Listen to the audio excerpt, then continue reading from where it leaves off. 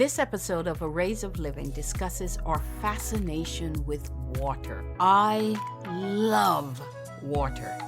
Not everyone likes water, yet most appreciate it for the necessity it plays in our lives. Let's face it, let's really face it, we are forever tied to water. The earth is composed of 70% water, and our body is made up of 60 to 70% water, and we need water to remain hydrated and alive. Ironically, or not, animals have similar percentages as well. I was amazed by how all the percentages correlate. It's like some orchestrated symphony. It's just amazing. Now, I grew up hearing we grow into our name, so choose the name you give your child carefully. Apparently, the names you use play a role in creating your life experiences. Go figure. I point out this cultural belief because I have to be near water, and my name is said to mean white wave. As you know, I'm fascinated by how things connect. And according to Kabbalarian philosophy, my name association to white wave means I am someone who has a friendly, poised, affectionate nature with a quick, discerning mind. Really? I think any of you who've been following and listened to me for a while can kind of go, sounds like Jenn. I enjoy working with and organizing the efforts of others, and lack of confidence, indecisiveness, and even idleness can spoil things for me. Am I not always saying do the doing? So it's kind of aligning. I appreciate quality, and I know the value of money. Thank God for that. I'm so glad to hear that was there. And here's the kicker. I depend upon others for support and encouragement. Really? I certainly do in this pivot I've done. Being on social media means I definitely am dependent on you, my listeners, and others for supporting and encouraging me. And well, that is certainly true as a podcaster and a content creator. So guess what? What am I going to tell you that I'm getting so good with and so confident in doing? I'm going to say go hit that like, subscribe, and follow. And not to mention, share the love of this podcast with those you know. I suppose that self-promotion opportunity grab confirms my quick, discerning mind. And you can tell I'm just having fun with this, but on all seriousness, let's get back to our fascination with water and the topic. But I told you that for a reason. My name means white wave. So anyway, here we go. Ocean behavior essentially forms sea waves. They shape the coastlines we love so much. Their scientific importance extends to helping with the monitoring and forecasting of the weather. Turn into spiritual meanings now. Waves represent changes in flow that we face throughout life, meaning they represent the ups and downs of life and how we overcome it. What a grandiose symbol of living life and our own life changes stemming from an essential need for water. That's what I call poetic irony. Life is as beautiful as water, and the ocean waves culminating into the most majestic form of white waves. Then I've now come to appreciate it, to really, really, really, really appreciate my name. Does anyone have memories of seaside days? Do you? Because I certainly do. Is anyone fascinated by the fact that we can better contemplate life and breathe easier at the waterside and dangling our feet in the water? Oh my goodness, the best moments when you were a child and even as an adult. There's nothing like dangling your feet in the beautiful, clean, beautiful, clear waters. There's nothing like it. There's nothing like snorkeling in the water and seeing all the fish swim around you. There's nothing like that. Am I the only one who gets invigorated and inspired having a view of or being near water? Am I the only one where challenges get a perspective and you're nudged towards overcoming them? whatever they may be, when you are in the vicinity of water? The movement of energy within the sea produces waves, which are a symphony of winds and gravity, really. Waves shape the shores and they carve the rocks with their force and pressure. Therefore, they are essential in forming coastline ecosystems. So even if you take water for granted, or you take the waves for granted, or you take the shorelines for granted, water has a hugely significant role in your life. Now, I could not speak of a fascination with water without mentioning surfers, and I give them so much respect. I happen to think surfers appreciate water at a profoundly deep, and I would even say spiritual level of connection. For heaven's sakes, riding a wave on some tiny board requires the ultimate synchronicity and equilibrium. There is no room, absolutely no room, in that interplay of human, board, and water.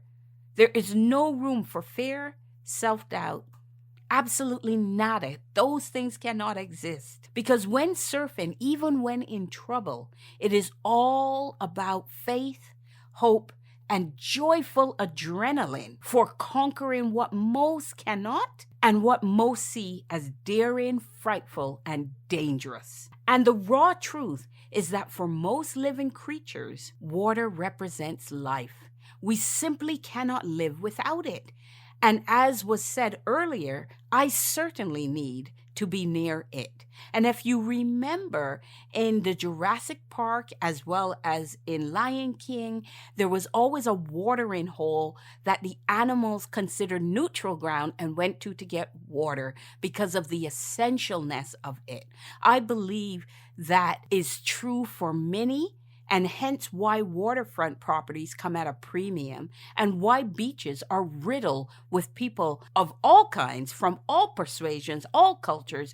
They run to the beach when they can, and they're always near it, and they love being near it. So why our fascination? Why are we fascinated with water? I happen to believe because in water we can see calm, or we can see agitation to the level of tsunamis. And in water, we see transparency. We see vastness. I remember being on a cruise line at night and looking down at the water, and it was unnerving because you couldn't see past the darkness. And I thought, when people are in that water at dark and they have to be rescued, how terrifying can that possibly be? And it's so vast. There really is vastness in that water. And there's intrigue. There's a sense of intrigue about it. But water also has flow or movement, and it represents purification and renewal. It even represents birth and cleansing and rejuvenation, transformation, and symbols such as change, flexibility, and even the unconscious mind. Because the depth of the unconscious mind, like the ocean, is not easily invaded. So in all its forms, there is beauty. And we have the ability to reflect all of that back to us and land on the same beauty and synchronicity of and in us as well. Do you see the irony that we use water to cleanse us both internally and externally? Surfers use the term catch the wave. And isn't that what we are doing as we journey this thing called life? For sure, we can't avoid life challenges. We know that. However, are they not simply the white waves of our lives that we must catch to surf and make the best of them? Surfing symbolizes us dealing with and overcoming things and those very challenges sometimes. You'll notice that a calm ocean doesn't have any surfers. I spent time, 8 weeks or more, in California down by the waterfront. And if the waves were calm, if the ocean was calm, if the sea was calm, there were no surfers. When surfers started to come out was when there was some agitation in the ocean. And when it was more in that middle ground. But if it really got extreme, like really, really extreme in its agitation, there were also no surfers. So I found it kind of ironic that when it's extremely calm and extremely agitated. Those two extremes had no surfers. Things in the middle had surfers. So think about that when our lives become agitated and disruptive, not at the extreme level either, we must become surfers. And when our lives are going great and we're on the up and everything's going beautiful and things are calm, we don't need to become surfers. And yes, I know there are certain waves that are precarious or near impossible to ride. But remember that surfers get thrown off their boards, and they get that board and off they go again until they cannot. But here's the thing, we must do the same. We have to look at the waves and the water and how they interplay, and we must do the same. We have to build a resiliency. We have to persevere. We have to fight through action for where we aim to go, so that when we get thrown off our boards in life, we need to find them, pick them up again, get back on them, and wait for the wave and continue until we cannot. In the literal sense, I'm no surfer. I'm not a surfer in the literal sense. I've never been inclined to get on a board and try to ride a wave in the literal sense. And yet every day I assume that role. I really do. I assume that role to have catalytic moments and experiences towards growth and achievement. And I have learned to gracefully ride every white wave that life brings my way, every white wave that comes my way. And you can as well. Water and oceans remind us of what we should be doing and how we should be living. And I believe that is why we are fascinated by them. Because even in our routine sleep states, outside of our awareness, we innately see the symbolisms, and it attracts us at the unconscious level. And what I'm hoping is that this podcast gives you pause to see it more clearly and inspires you to emanate water symbolisms in your life and become a surfer. Let's leverage the energy of water to be calm when needed, soothe where needed, evoke power in appropriate ways, joyful in the lift of the wave, graceful in the downward cascades, and demonstrate strength as warranted, completely without fear to take on anything. Only then are you emulating the depth and beauty of what waves mean to us. Essentially, the power that comes from within to fight all the challenges in life. Our God spark, what I call our God spark within, gives us the brilliance to create something spectacular even when our lives are raging like a storm. And like the ocean and the waves it creates, we are mystery. We are the same vastness and depth. So let us delight in all of this and come to appreciate the fascination we have with waterways and their waves, from small to churning white turbulence. White waves.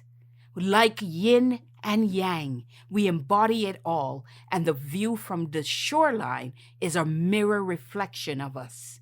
We just have to observe it in the right way, to see it in the right way, to appreciate it in the right way, and see us looking, the water coming, looking back at us. And as I always say, thank you for listening, and I am there when life gives you challenges and you need help. Jenn Drakes is there. Reach out.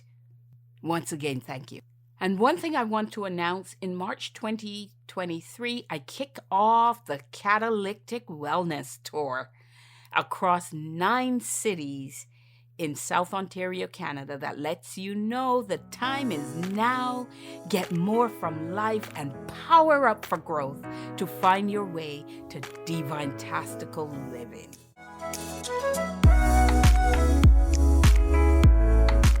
Thank you for listening to this episode of Arrays of Living.